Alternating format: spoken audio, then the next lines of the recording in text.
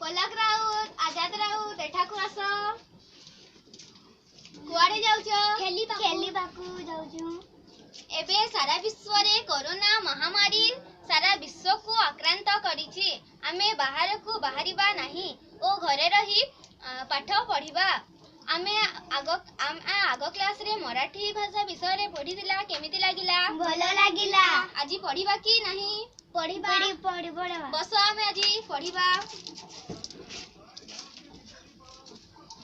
नमस्कार, मु lady Louis बालिका उच्च विद्यालय रो नवम श्रेणी रो छात्री पायल राउत अटे। मु एक भारत श्रेष्ठ भारत प्रोग्राम रो एक सक्रिय सदस्य अटे।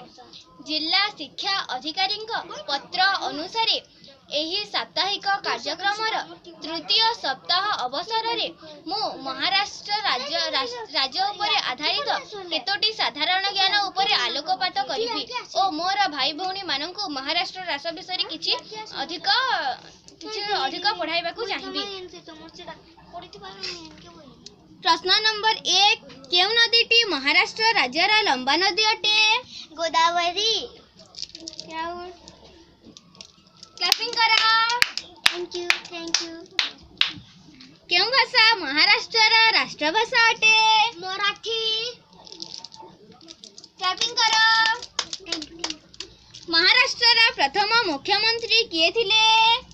नहीं जाने।